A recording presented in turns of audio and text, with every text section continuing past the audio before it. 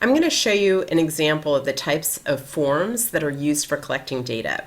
A common type of data that is collected and written about by student newspapers are crime statistics.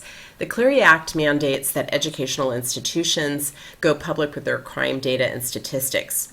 You can see here that our district reports on this information and publishes it on a regular basis. But before you take a chart like this and simply throw it into a spreadsheet, it's a really good idea to know more about the way that information is collected. So what I've done here is a search for the form that is used for collecting Clery Act data. You can see that many schools, see these EDUs here, many schools have information about their individual collecting process that they tell the public. And but I'm going to go to this top item here because this is a government site that is all about the Clery Act and everything about it. It's from the Office of Department of Education. So here we're at the U.S. Department of Education's website, and you can see that you can go over to print survey forms right here. And we'll just give that a second to load. And then we're going to be able to view the form, and people actually fill this out online, but it's closed now, and this gives you an idea of what the form is. This is the form. You just can't actually go in here and send things to it right now. Okay, so as we're looking at this, you're going to notice that there's some interesting things. So right here, for example, we have sex offenses forcible. And you're going to see that we didn't get any information available for fondling and rape in 2012 and 2013, but we have it here for 2014. So you may be aware that there have been a lot of stories about how educational institutions have not been very good at reporting on sexual offenses, and this may be an outcome of the public outcry and all the journalism that was done about that. So that's something to be aware of, and that could lead to a certain type of story about the reporting process, or it could also come into play as you're trying to compare data from 2014 and 2013. So if you're just looking at the information on a spreadsheet, you might not know why you weren't getting something, and the form helps you at least figure out some of why you have certain information and don't have other pieces of information. Okay, so if you keep scrolling down, you will get to criminal offenses, and I'm looking at the on-campus one, but we could easily do non-campus. Here we go. And if you look down at motor vehicle theft, you'll see that it says do not include theft from an automobile, motor vehicle.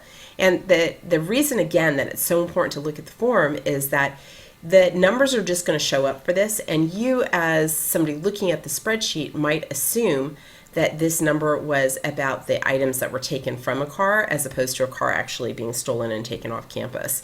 And this explains it better. So it's, again, really important to look at these forms. And as you keep scrolling, you will again see, omissions for rape and fondling. This goes on campus, off campus, housing facilities, etc. We keep scrolling down. We have hate crimes. Another thing here to look at is that it breaks down the categories of bias for hate crimes, and that might come into play if you had hate crimes occurring on your campus and needed to know more information about that. And something to continue to notice as we scroll down, a lot of hate crime categories here.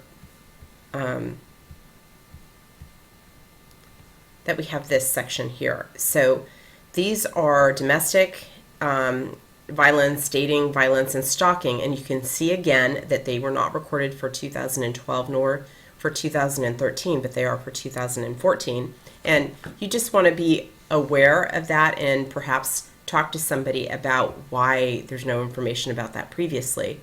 I think it probably stems from some of the same reasons I mentioned up above about the rape and fondling categories. Excuse me. All right, so You're going to see arrests on campus. Not sure again why it wasn't recorded for 2012, but you have categories for this. Again, this might be nothing. This might just be a change in form, but these are the types of things that lead to questions that you would ask an actual human being, possibly later, about the collection of the data. Okay, so disciplinary actions. You're also going to see these things here. And I think we're going to click on this because it's a live link and just see what happens to it. I didn't click on this when I was scrolling around this prior to doing this video. Nothing happens, but it is a live link, so I don't know if something happens when you're actually filling out the real form, if it gives a definition, and if it did, again, you would want to look at that. Okay, and then finally we get to unfounded crimes. And again, if you were looking at the spreadsheet, it just might say total unfounded crimes. It may or may not have the definition there, but it does here, which is that these are things that were investigated by law enforcement and found to be false or baseless. So it's really important to have the definitions. If you were in a four-year institution where there was on-campus housing, obviously fires would also be really important. Okay, hopefully that shows you how forms are really important in sort of understanding and backgrounding your data.